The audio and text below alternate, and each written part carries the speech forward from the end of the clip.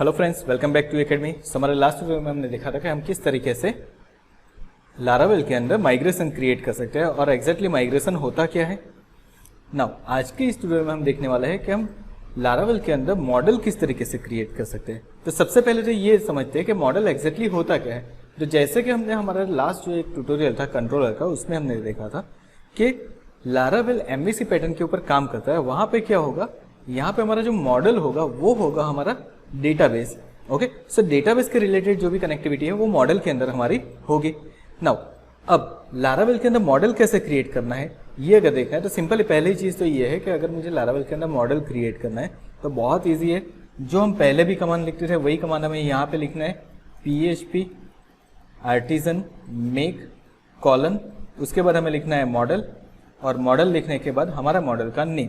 अब हमारे मॉडल का जो नेम होगा वो हमारा जो टेबल का नेम है उससे मैच होगा तो ज़्यादा बेटर है। फॉर एग्जाम्पल जैसे कि हमारे यहाँ पे एडमिन्स नाम का टेबल जो हमने लास्ट टाइम माइग्रेशन क्रिएट किया था वहाँ पे, तो हमने यहाँ पे मॉडल का नाम क्या रख दिया, एडमिन। और यहाँ पे एक और चीज़ याद रखनी है कि जैसे कंट्रोलर में हमारा फर्स्ट लेटर कैपिटल होना चाहिए, सेम वे यहाँ पे हमारा मॉडल के अंदर भी फर्स्ट लेटर कैपिटल ही होना चाहिए। अब जैसे मैं यहाँ पे एंटर करता हूँ ना, उससे यहाँ पे हमारा एडमिन मॉडल सक्सेसफुली क्रिएट होकर आ चुका है। यहाँ पे कहाँ पे दिखेगा हमें, तो हमारे ऐप के अंदर मॉडल्स नाम का फोल्डर है, वहाँ पे हमारा मॉडल बन के आ चुका है। अब ये मॉडल बन के तो आ चुका है, अब इसे मुझे क्या करना है, अब मुझे इसे कनेक्ट करना है मेरे डेटाबेस के साथ। तो अब मुझे कनेक्ट करना है उसे मेरे डेटाबेस के टेबल के साथ। डेटाबेस के साथ तो हमारी लारावेल एप्लीकेशन ऑलरेडी कनेक्टेड है, लेकिन मुझे क्या करना है, मुझे अपने टेबल के साथ कनेक्ट करना है। अब टेबल के साथ कनेक्ट करने के लिए बहुत ही ईजी वे है। यहाँ पे आपको क्या करना है, यहाँ पे आपको लिखना है प्रोटेक्टेड, उसके बाद लिखना है dollar table is equals to करके आपका जो टेबल का नेम है वो नेम यहाँ पे देना है। फॉर एग्जांपल हमारे टेबल का नेम है एडमिन्स, सो हमने यहाँ पे दे दिया एडमिन्स, दैट्स इट। अब ये मॉडल जो है वो हमारे डेटाबेस के पर्टिकुलर टेबल के साथ कनेक्ट हो चुका है। यानी कि अब अगर इसके ऊपर मुझे सिलेक्ट की क्वेरी, इंसर्ट की क्वेरी, अपडेट की क्वेरी, डिलीट की क्वेरी, कुछ भी परफॉर्म करना है, इस मॉडल का यूज करके हम कर सकते हैं। आई होप आपको ये चीज़ें अच्छी तरीके से समझ में आई होगी। मॉडल के बारे में एक और चीज़ें हमें जो देखनी है वो ये है कि मान लीजिए कि मुझे क्या करना है, मुझे एक और मॉडल क्रिएट करना है, लेकिन इस बार मुझे क्या करना है, मेरे पास माइग्रेशन कोई बना हुआ नहीं है और मुझे क्या करना है, मुझे उसके साथ उसका माइग्रेशन भी क्रिएट करना है जो कि बाय डिफॉल्ट आ जाए। तो उसके लिए क्या करेंगे वो देखते हैं।